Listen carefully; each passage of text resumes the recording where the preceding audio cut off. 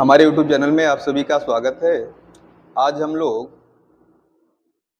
Focus दूरी और वक्रता त्रिज्या में संबंध पढ़ेंगे। तो फोकस दूरी को हम F से लिखते हैं, वक्रता त्रिज्या को R से लिखते हैं।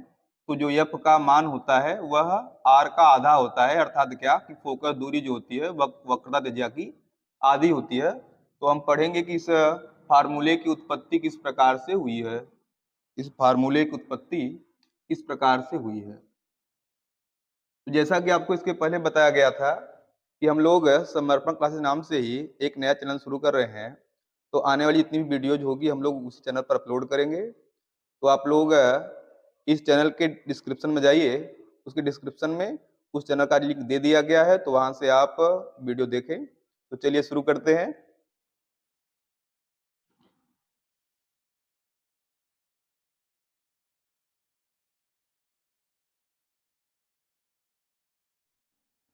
ये मान लें कोई प्रकाश की किरण है जो बिंदु A से चलना प्रारंभ करती है, बिंदु A से मुख्य अक्ष के समांतर चलती है और जाके दर्पण से टकराती है। टकराने के बाद इस प्रकाश की किरण का क्या होगा? टकराने के बाद इस प्रकाश की किरण का परावर्तन होगा और परावर्तन के पश्चात प्रकाश की किरण कहां से जाएगी? F से होकर जाएगी। अब हम मान लीजिए कि यह जिस बिंदु पर आपतित हुई है वह बिंदु कौन है? B है। तो हम कह सकते हैं क्या कि यह चूंकि किरण आ रही है और आने वाली किरण को हम बोलते हैं क्या? आपतित किरण। आने वाली किरण को हम आपतित किरण कहते हैं, आपतित किरण। और इस किरण का परावर्तन हुआ है, परावर्तन हुआ है, इसलिए इसको हम बोलेंगे क्या? परावर्तित किरण। परावर्तित किरण।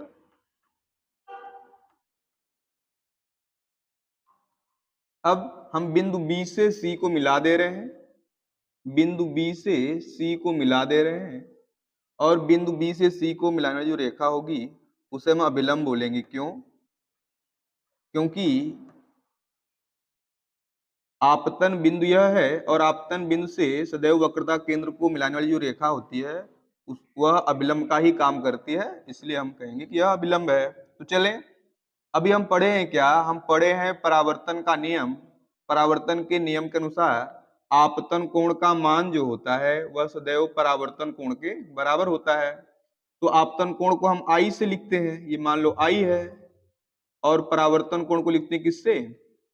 R से। तो यह हो गया R। देखिए आपतन कोण क्या होता है? आप कहेंगे यह आपतित किरण है, यह अभिलंब है। आपतित किरण और अभिलंब के बीच बनने वाला कोण जो होता है वह आपतन कोण होता है और उसको हम I से लिखते हैं। इसी प्रकार से यह परावर्तित किरण है और यह अभिलंब है। परावर्तित किरण और अभिलंब के बीच बनने वाला जो कोण होता है उसे हम परावर्तन कोण कहते हैं, उसको हम R से लिखते हैं। तो परावर्तन के नियम के अनुसार क्या है कि I जो होता है यह R के बराबर होता है। इस प्रकार से अगर हम लिखें तो हम लिख सकते हैं क्या? चित्रानुसार, चित्रानुसार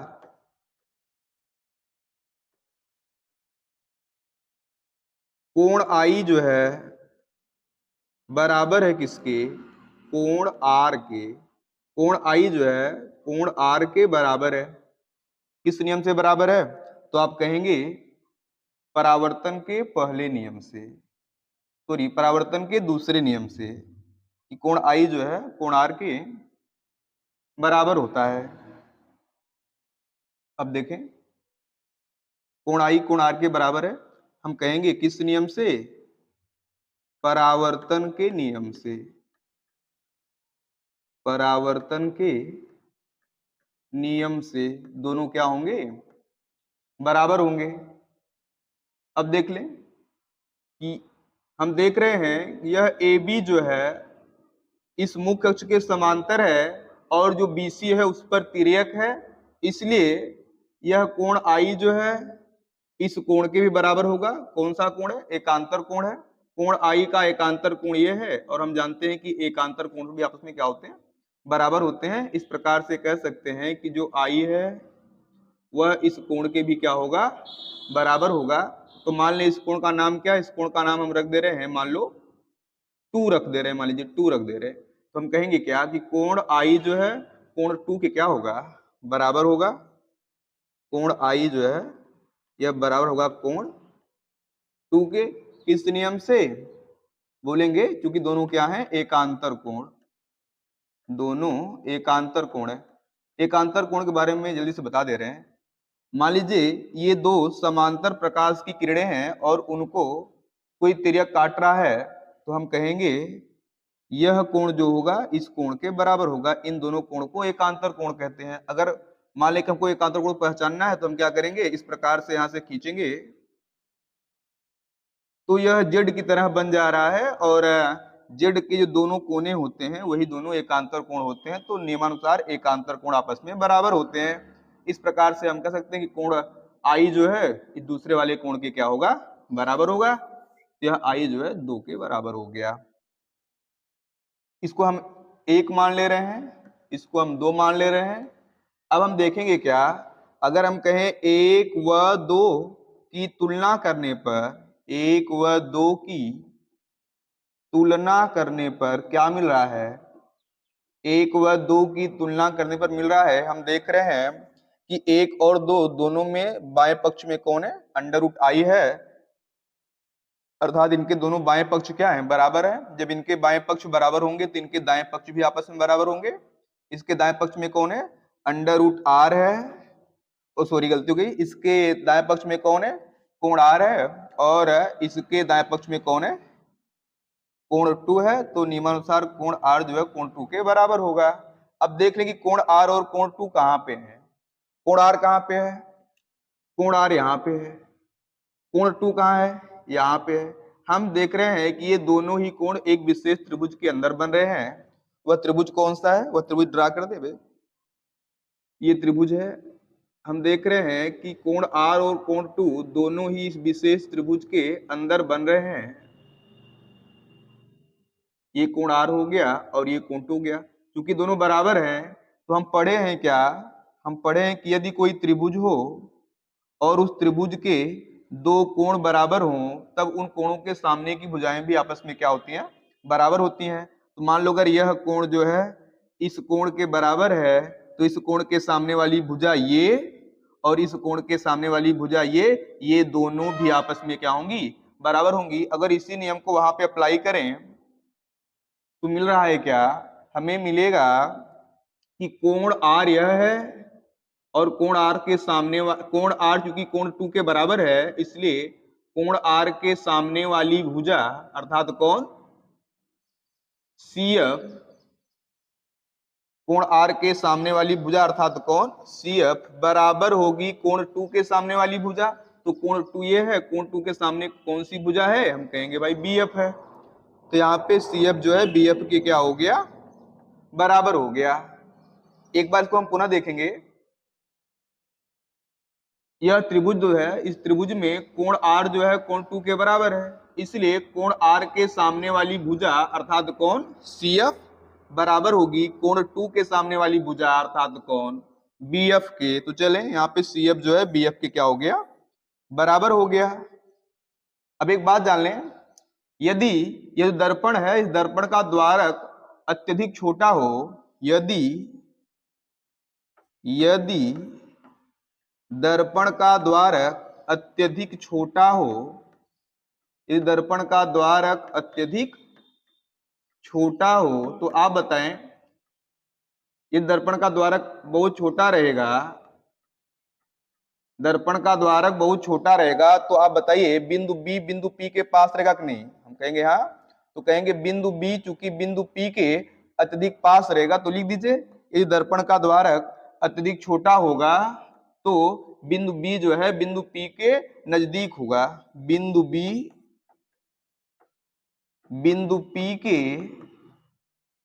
नजदीक होगा। और जब बिंदु B बिंदु P के नजदीक होगा, ध्यान दें जब बिंदु B बिंदु P के नजदीक होगा उस कंडीशन में यह दूरी जो BF है वह FP के क्या हो जाएगा, बराबर हो जाएगा। तो हम लिख सकते हैं कि जब बिंदु B बिंदु P के अधिक नजदीक होगा तब यह दूरी BF इस दूरी PF के लगभग बराबर होगा। उस कंडीशन में लिख सकते हैं BF लगभग बराबर होगा किसके, PF के। बी एफ लगभग बराबर किसका होगा, पी एफ के। तो यहाँ पे इसको बॉक्स में लॉक कर दे रहे हैं। अब देखें, यही बी एफ चूंकि पी एफ के बराबर है, इसी को हम इसके आगे बढ़ाएंगे। यहाँ पे क्या लिखा है, सी एफ बराबर, सी एफ बराबर क्या, बी एफ है। इसी को आगे बढ़ाएंगे तो सी एफ को हम सी एफ ही लिखेंगे, किंतु जहां पे बी एफ है उसके स्थान पे हम क्या लिख सकते हैं, यहां से उठा के हम पी एफ लिख सकते हैं। सी एफ के स्थान पे पी एफ लिख सकते हैं। तो यहाँ पे सी एफ जो है पी एफ के बराबर हो गया। इसको भी एक बॉक्स में भी आप लॉक कर दो, सी एफ भी पी एफ के बराबर हो गया। अब ध्यान दें, अगर हम क्या करें, इस पूरे C से लेकर P तक की दूरी देखें क्या है, इसको हम CP या PC लिख सकते हैं। यहां से P से लेकर C तक की दूरी को हम PC लिख सकते हैं। PC को PC लिखिए, और PC बराबर है किसके, PC जो है पूरा है बराबर है CF प्लस क्या, FP के। CF प्लस क्या, FP या PF के। तो हम इसको लिख सकते हैं CF प्लस PF। एक बार फिर देख लें, यह पीसी है, इसका मान जो है सीएफ और एफपी के या पीएफ के बराबर होगा। तो हम लिख दिए पीसी बराबर सीएफ प्लस पीएफ। अब पीसी को पीसी ही लिखिए, पीसी को पीसी ही लिखिए, बराबर बराबर लिखेंगे, सीएफ वही रहेगा तो इस सीएफ को हटा देंगे। हम सीएफ के स्थान पे लिख सकते हैं क्या, यहां से हम सीएफ के स्थान पर पीएफ लिख सकते हैं। तो यहाँ पे सीएफ है, वहां पे हम पीएफ लिख दें, फिर लिखेंगे प्लस क्या, पीएफ। तो यहाँ पे पीएफ 2 बार हो गया। इसको यहां देखेंगे, पीसी को पीसी लिखिए बराबर, जहां पे पीएफ हम देख रहे हैं कि पीएफ 2 बार, तो हम 2 पीएफ लिख सकते हैं, 2 पीएफ लिख सकते हैं। अब पीसी को क्या बोलेंगे, देखो पी से लेकर सी तक की दूरी है, और पी से लेकर सी तक की दूरी को तो हम वक्रता त्रिज्या बोलते हैं, इसलिए आर से लिखेंगे बराबर 2 को 2 लिखे। अब आ गया पीएफ, पीएफ को हम लिखते हैं क्या, फोकस दूरी, क्योंकि ध्रुव से लेकर मुख्य फोकस तक की दूरी है पीएफ, इसलिए इसको हम फोकस दूरी लिखेंगे। फोकस दूरी को हम स्मॉल एफ से लिखते हैं। इस प्रकार से देख रहे हैं कि आर का मान जो है 2f के बराबर हो गया। इसको अगर आप ट्रांसफर करोगे तो मिलेगा क्या, जो एफ का मान है वह r/2 मिल जाएगा। एफ का जो मान है वो r/2 मिल जाएगा। इस प्रकार से यह सिद्ध हुआ। तो वीडियो पसंद आया तो आप वीडियो को लाइक करें, चैनल को सब्सक्राइब करें और शेयर करें। धन्यवाद।